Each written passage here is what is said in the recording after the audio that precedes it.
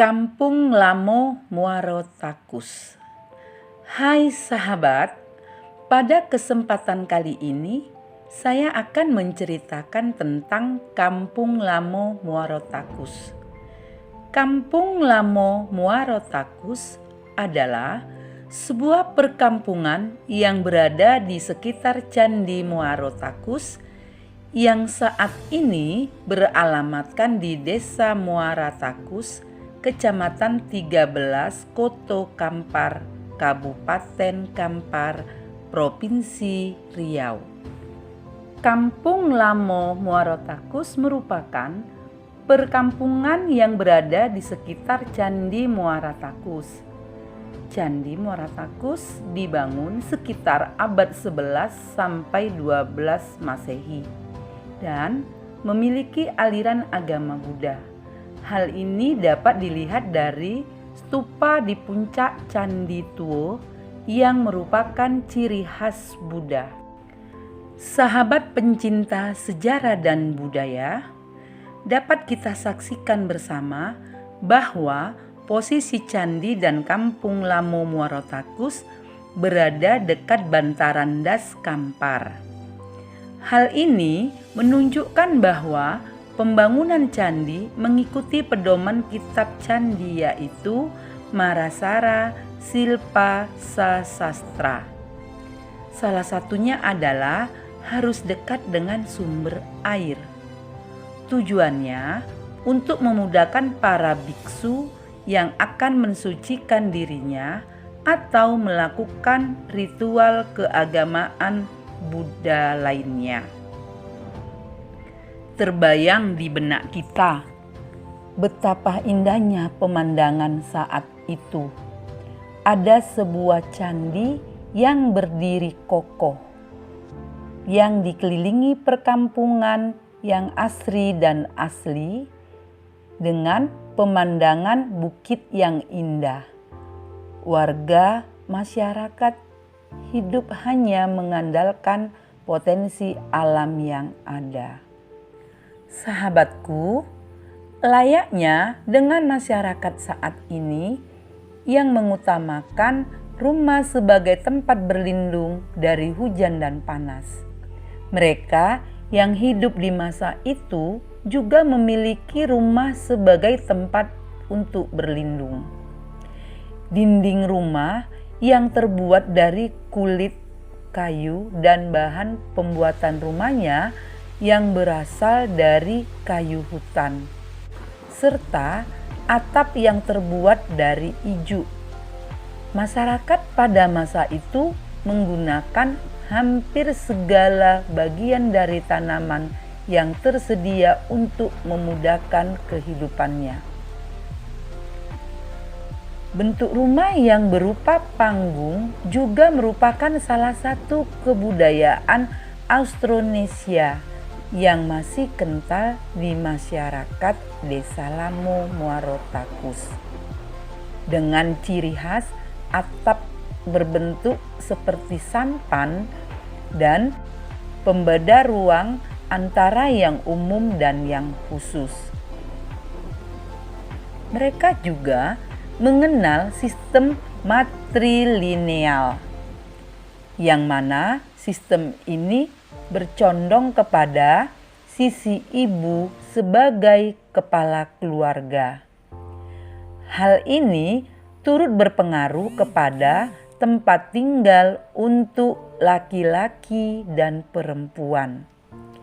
Biasanya perempuan akan menempati rumah panggung yang tadinya sudah dijelaskan dan laki-laki akan tinggal di tempat yang lebih kecil. Setelah kita membahas tentang rumah masyarakat Kampung Lamo Muaro Takus, untuk selanjutnya kita akan mengulik bagaimana properti atau peralatan rumah tangga yang digunakan sehari-hari pada saat itu. Tentu saja ini sangat menarik perhatian kita bersama, bahwa properti yang digunakan pada saat itu sangatlah sederhana dan masyarakat didorong untuk memanfaatkan potensi yang ada di sekitarnya. Peralatan rumah tangganya berbahan dasar kayu, sedangkan peralatan memasak mereka menggunakan batu dan logam. Salah satu yang unik adalah beliung persegi. Beliung persegi adalah ciri khas bangsa Austronesia. Beliung persegi yang digunakan pada desa Lamo Muaro Takus ditancapkan pada kayu yang memiliki elastisitas tinggi, namun kuat sehingga memudahkan pemakaiannya untuk memotong kayu. Berbicara logam, tentu timbul pertanyaan di benak kita, dari mana mereka mendapatkan logam? Logam seperti besi didapatkan melalui transaksi jual beli yang mereka lakukan dengan menggunakan mata uang dinasti Sailendra atau mata uang Cina. Ternyata perekonomiannya sudah kompleks dan mengenal sistem pembayaran dengan mata uang loh.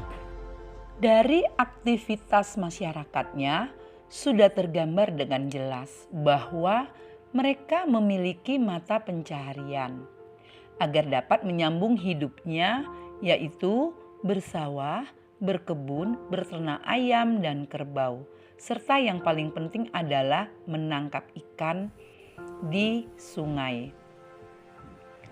Khusus untuk beternak kerbau, mereka memiliki keunikan tersendiri, yaitu seberapapun jumlah kerbau dipelihara akan dilepas di alam bebas. Lantas, bagaimana kerbau-kerbau tersebut tahu siapa pemilik atau tuan mereka? Para pemilik biasanya akan memberikan garam kepada kerbau yang mereka miliki, dan ini membuat kerbau akan mengerti siapa tuan mereka. Pembangunan PLTA Koto Panjang berdampak pada naiknya air ke pemukiman masyarakat yang tinggal di Kampung Lamo Muaro Takus. Hal ini menyebabkan mereka harus pindah dari lokasi yang sudah mereka tempati dari ratusan tahun lamanya. Hal ini juga mengakibatkan degradasi budaya terhadap apa yang sudah mereka bangun, layaknya rumah panggung yang sudah ada dari dulu, kini tidak dapat ditinggali lagi, serta hilangnya lahan pertanian. Sahabat, kita ketahui bersama bahwa setiap perubahan itu memiliki plus dan minusnya. Dibangun PLTA oleh pemerintah bertujuan untuk pembangkit listrik yang akan menyediakan suplai listrik ke Provinsi Riau. Sedangkan dampak minusnya adalah hilangnya kebudayaan masyarakat yang telah ratusan atau mungkin ribuan tahun yang lalu, yang terendam oleh air bendungan. Kampung Lamo Muaro Takus saat ini hanya berupa sebuah hamparan padang yang luas, yang sewaktu-waktu menjadi lokasi banjir. Baiklah, sahabat pencinta sejarah dan budaya, cukup sekian ceritaku untuk mengenang Kampung Lamo Muaro Takus Riau. Sampai bertemu di kisah sejarah yang lain. Terima kasih.